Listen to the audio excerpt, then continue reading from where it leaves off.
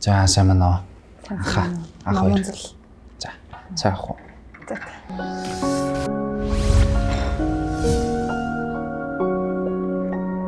Talk in love.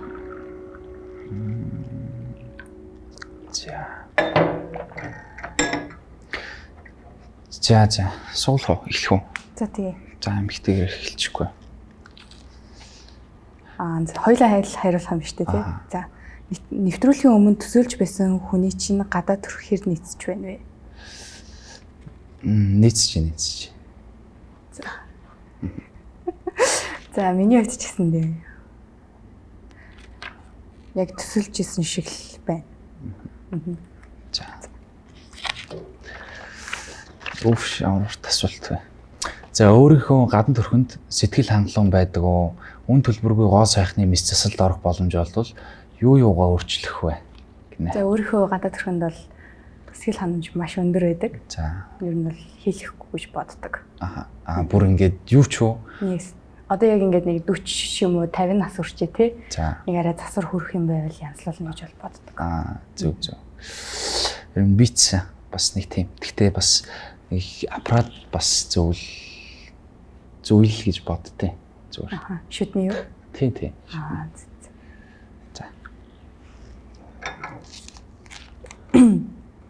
За таны хувьд эмэгтэй эрэгтэй хүний юугаар нь секси тачаангуй байдлыг тодорхойлдог вэ?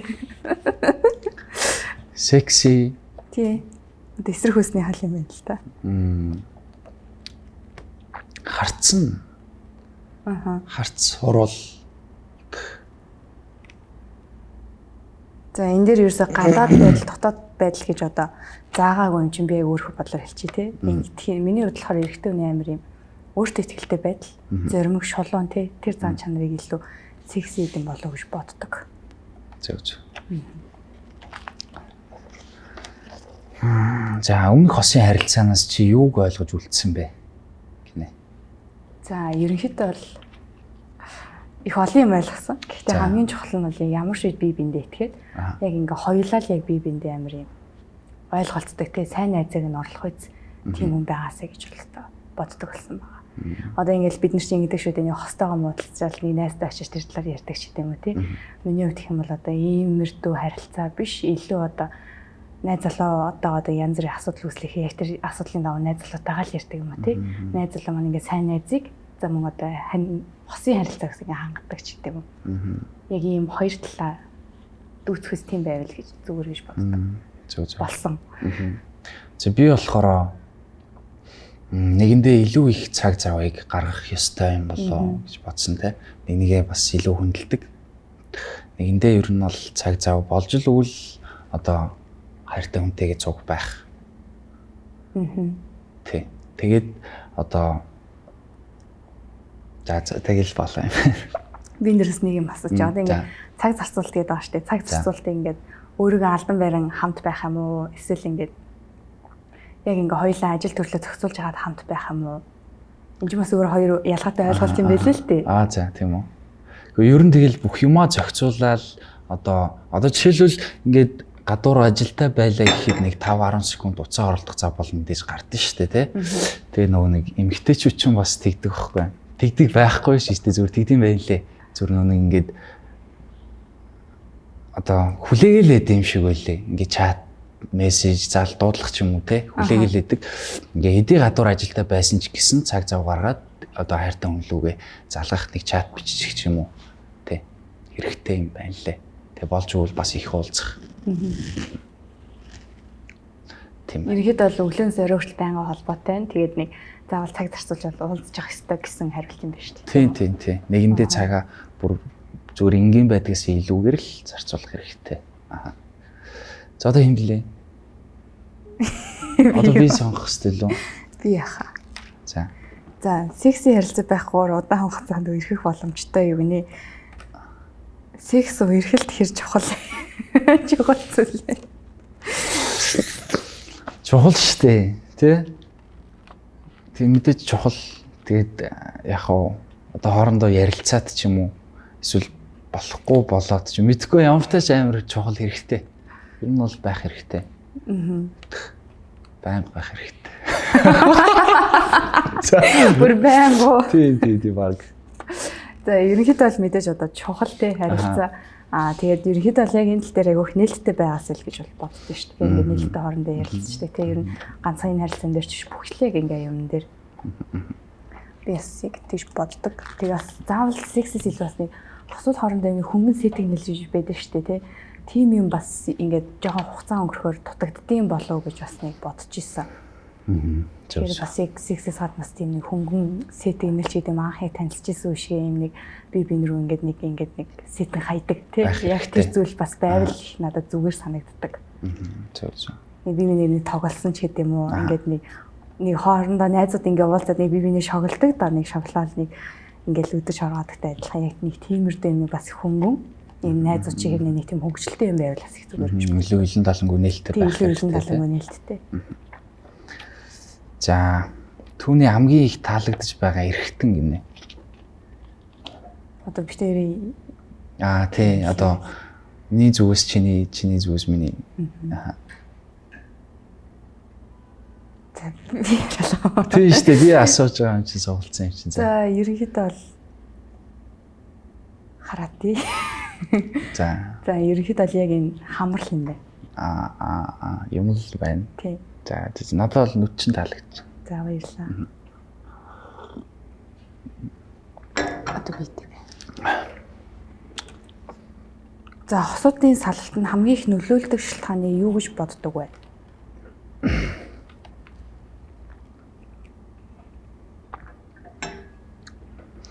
Ярилцахгүй байх юм болов. Одоо нэгнтэйгээ илүү их ярилцчиж одоо ямар нэг асуудал гарч ирлээ гэхэд тэрийг ярилцчиж хоорондоо шийдэх ёстой. Тэгэхгүй тэгэл дотроо нуугаал за ингэвэл ингэч болоо тэгч болоо гэл тэр нь бол маш буруу санагддаг. Би бас яг өөртөө ч адилхан бодолтой. Яагаад вэ гэхээр ингээд дотроо ингээд болсон мэдрэмжийг одоо ингээд бид нар шиг айгүйх нуугаад идэх шүү дээ тийм. Тэгэхгүйгээр яг тэр мэдрэмжийг яг ил гаргаал яг ярилцах хэрэгтэй юм билээ. За.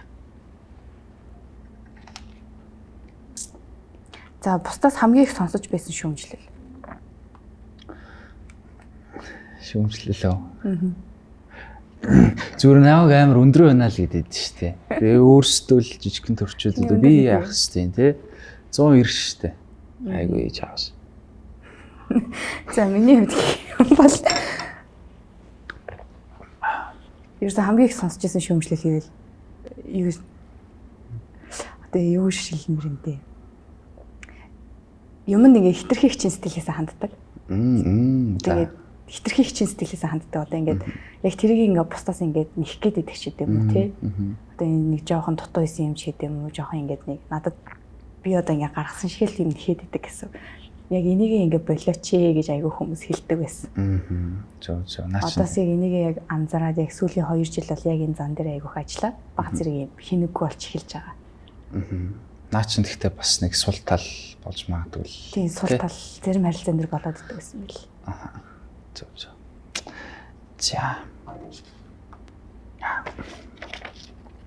За амьдралдаа хамгийн ихээр шантарч байсан үе хизээ болж өнгөрсөн бэ? Тэр үеийг хэрхэн яаж давж гарсан бэ? За ерөнхийдөө бол яг амьдралдаа хамгийн их шантарч исэн үе гэвэл яг жилийн өмнө юм байна. Яг одоос жилийн өмнө айгүйх ингээ өөрөө хичээгээд идэг. Гэтэл ингээ гараас ингээ нэг юм гарахгүй ч гэдэм үү. Цаанаа ингээ нэг юм нэг сэтгэл ингээ өөртөө хангалуун бус байгаадсан байхгүй. Тэгээд яг энэ мэдрэмжийг ингээ юунаас болоод исэн бэ? Өөртөөгөө баг ингээ сар гаруй ярилцахад яг нэг л зүйл исэн юм билээ. Тэр нөгөө хитрхийх ингээ нөгөө боддог хитрхийх юм төгс хийх гэдэг ингээ нэг хүн боцоргоо нэгэ гараас нь үл хархайлцдаг штеп. Яг тэгээ энэ зүйлэл айгүйх ингээ намайг унтраагаад идэм байх гэж олж харангууд зүгээр шүү бодоод хийдэг болцсон. Шууд. Тэгээс юмд айгүйх ингээ хаалт тавьдаг гэсэн мөлөө одоо ингээл шинэ юм ингээл амьдрал маань гараад ирэхээр нэг тэрийг нэг ойшоодоггүй ч гэдэм үү хүлээж авах нэг хүсдэггүй байсан юм бил л да. Одоо яг энийг ингээ ойлгоод Ирснээс хойшоо сүүлийн 1 жил бол бүр амьдрал үнэхэр гоё байгаа. За зөв. Баярлалаа. Баярлалаа. За минийх чинь одоо амар шантарсан гэвэл өглөө болгоно юм уу та. Одоо босох орноосоо босохдоо л хамгийн шантардаг юм уу да. Эрт босох дээр. Тий, эрт босох үнэхээр их хэцүү зүгээр ингээд нөгөө би ч бас амар унтдаг төрлийн хүн байхгүй. Тэгээ өглөө болгон бас эрт ажилтаа байвал бас хэцүү. Эрт л унтахгүй л. За яах вэ? За. За.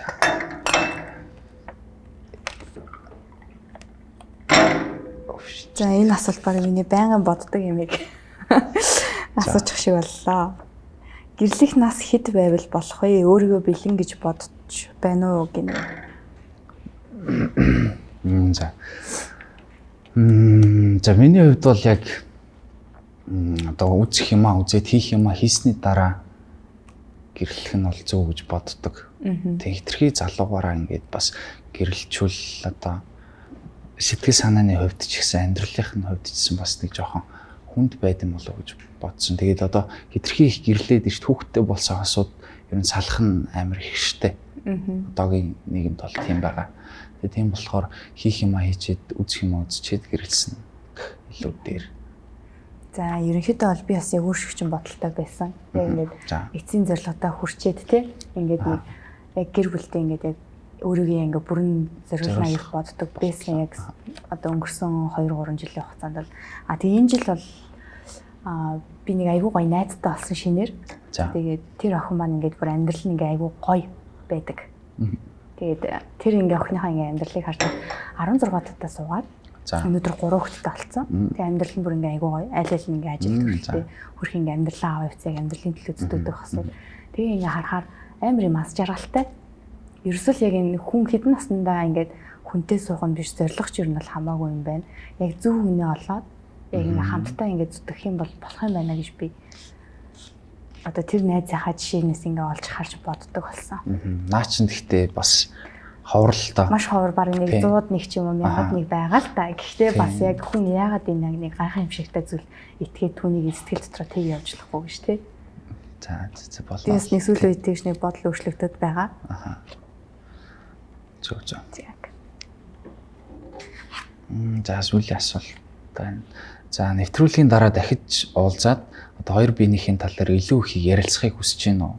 Тийм бол яг одоо хизээ хаана уулзах талаар ярилцаж тоглоно уу гинэ?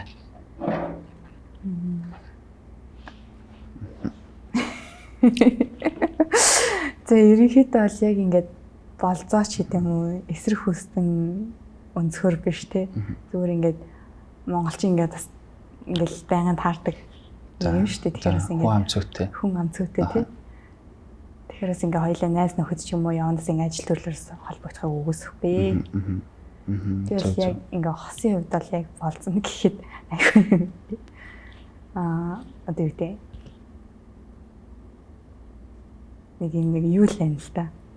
Нэг л болж өгөхгүй тий. За би ч яг тэгж бодож чинь зүгээр ингээд нэг ажил хэрэгэр ч юм уу ямар нэг тиймэрхүү юмар бол уулзаад ярилцаа сууж болно тий. Бас яг ингээд болцоо маягаар бол одоохондоо бол арай тийм л байна. Тий. Тэгвэл хоёулын бодлыг таарсан л. Тийм байна. За тэгээд танилцахад татайлаа. Баярлалаа. Сэгүр даарч орчих. Тийм гарч амар хурд байна. Даарч орчих өдрөөс. Харин бурхан чи минь хаа